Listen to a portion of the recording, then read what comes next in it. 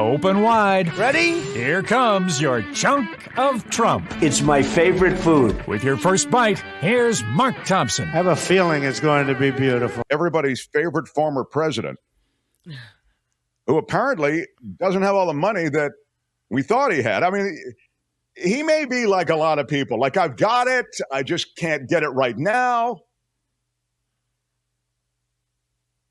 Yeah, he doesn't want to have to cash in that Roth IRA. There's a big penalty when you cash it in early. You understand the kind of pressure this guy's under.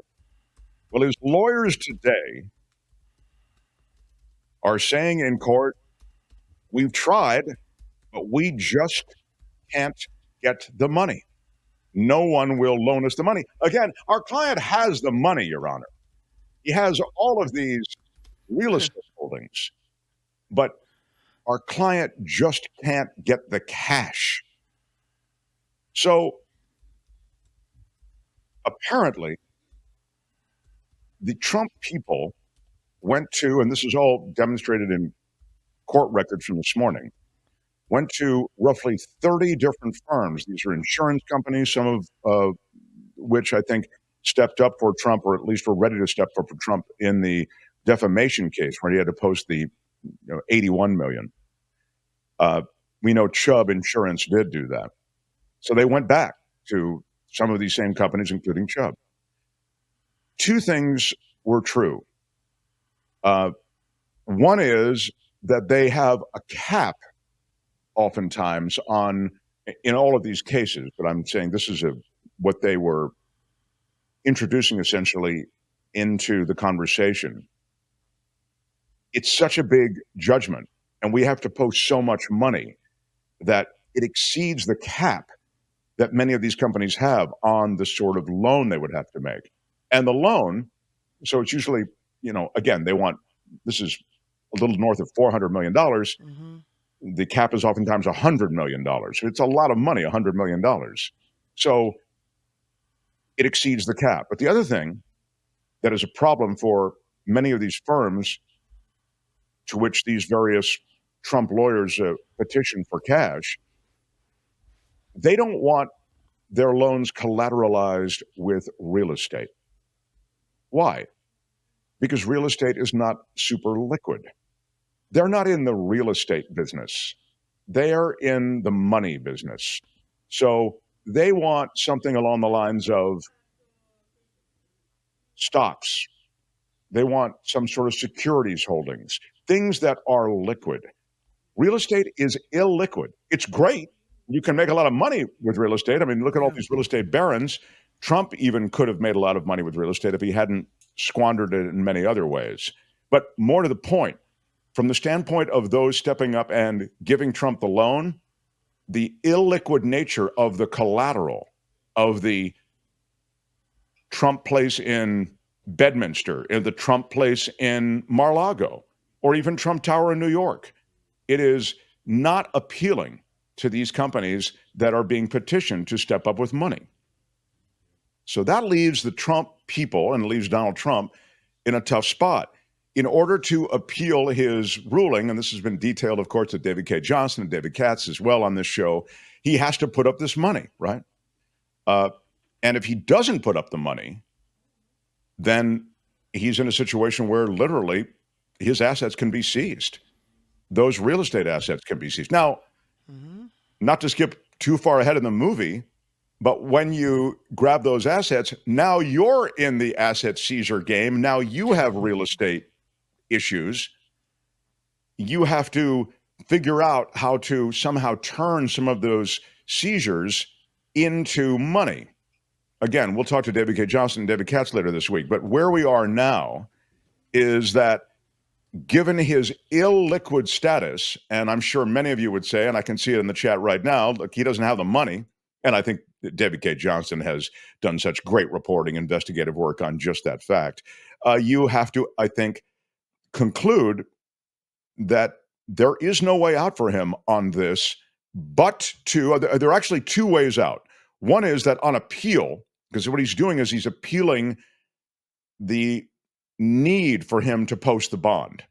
So if somehow the court were to say, you know what, it's okay post 10% or whatever, then it would let him off the hook.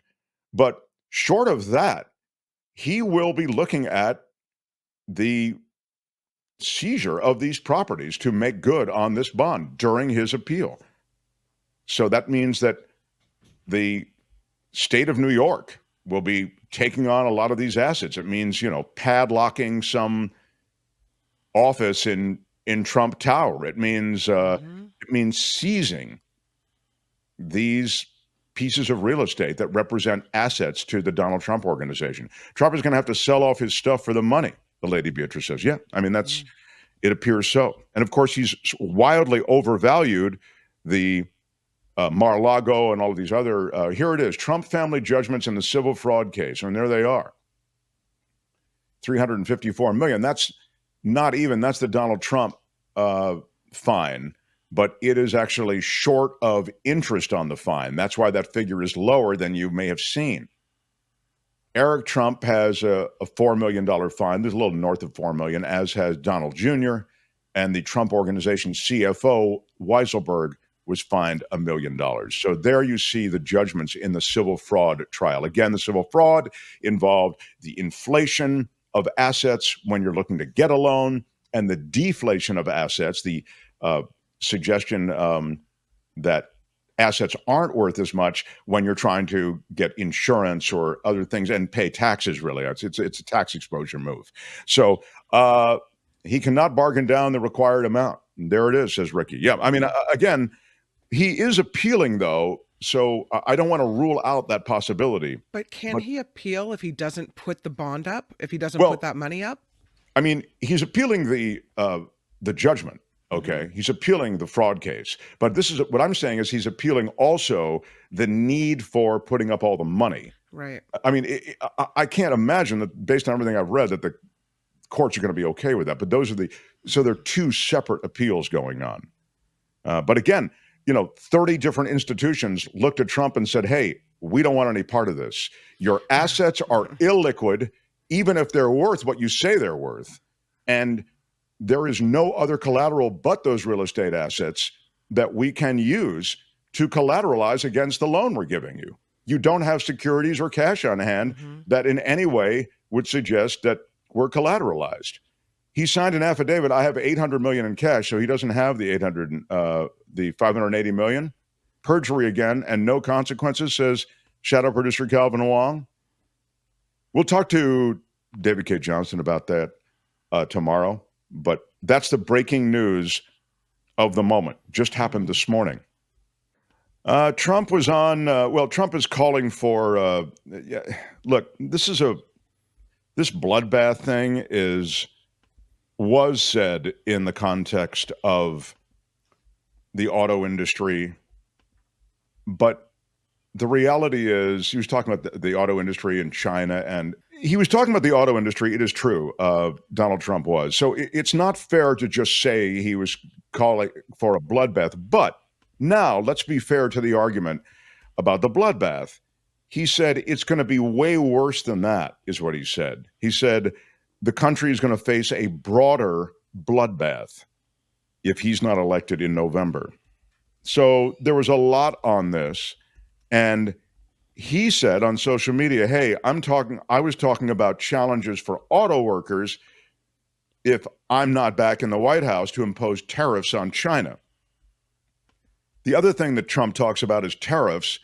And, he did impose Chinese tariffs when he was president, but he wants a 100% tariff on any Chinese automobile that's made south of the border.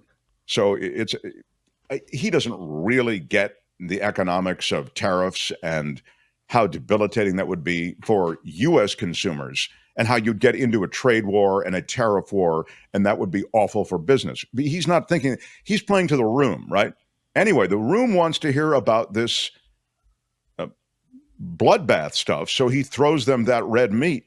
Now he's saying after the fact that it's the media that is viciously misquoting him as part of a broader effort to keep control.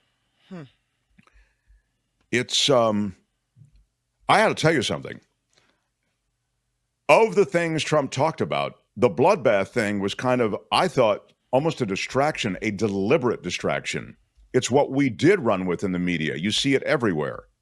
But to me, the way he treats the J6 people is he calls them hostages, repeatedly calls them hostages. He says that's what they are. They're hostages. And he talks about the J6 people as true patriots. And when he gets into office, he's going to take care of things. He didn't say pardon them, at least in the speeches that I heard over the weekend, Kim. But he definitely suggests that these are people who've been wrongly imprisoned and wrongly dealt with in the justice system. So he also said the January 6th committee should be jailed. Yeah. I mean, clearly his regime, a second Trump regime, would be about recriminations and it would be about revenge, you know. But just because you've mentioned January 6th, or I mentioned it because it was mentioned, you saw that the Supreme Court has let the insurrectionist ban stand against New Mexico's Corey Griffin. He was the official, a county commissioner in New Mexico, running for the seat as the county commissioner in New Mexico, but they disqualified him because of his insurrectionist status. He was actually a county commissioner, but was disqualified after this J6 related conviction. But he Sayonara, appealed. Sucker. No, oh, Sayonara, sucker. Yeah. He was convicted in 2022 of misdemeanor offenses related to his role in the breach of the Capitol grounds. You see him there. Was a member of the Board of Commissioners in New Mexico, but courts ordered him removed. Then he was a Cowboys for Trump founder, by the way. That's why he may be wearing that hat. That's a really big part of who he is. He was an early and vocal advocate of discredited theories about election fraud, and he took his case to the Supreme Court. Well, the Supreme Court's first action related to the insurrection clause, since it overturned the Colorado State Supreme Court's decision to, take Donald Trump off the ballot, they ruled that states, in this case, they ruled that states may disqualify persons holding or attempting to hold state office. So he was essentially removed, and the Supreme Court declined to intercede. And so it's... Good day, sir. That's it. Mm-hmm. That's right. It. There are no more courts to appeal that to. So Donald Trump, I think the news of the day simply is that he's ratcheting up his speech on the... Just because we're talking about the stump, I don't think this is the lead story. But I think if you look at him on the stump, you see increasing amounts of one thing. That thing is desperation. He is speaking in a more unhinged and aggressively unhinged way than I've ever heard him speak. And he's throwing it all up against the wall to see what sticks. Yeah, the immigrant stuff, they're not even people, many of them. I mean, he's cranking it. We've heard this before, but he's cranking it up to 11. So that's what's happening on the stump. Meantime, in court, Trump, who clearly doesn't have the assets that he claims to have, is in real trouble and maybe seriously facing the seizing of many of his real estate assets to satisfy this bond judgment. That's your chunk of Trump. That's it for this edition. Well, I really enjoyed it. But make sure to join us again next time I think you might want to listen. There's nothing wrong with listening. for another chunk of Trump. Hi, it's Mark, and I thought that was great. Hit the notification bell. You'll know whenever there's a new video being dropped, and please subscribe to our channel to help us save the universe.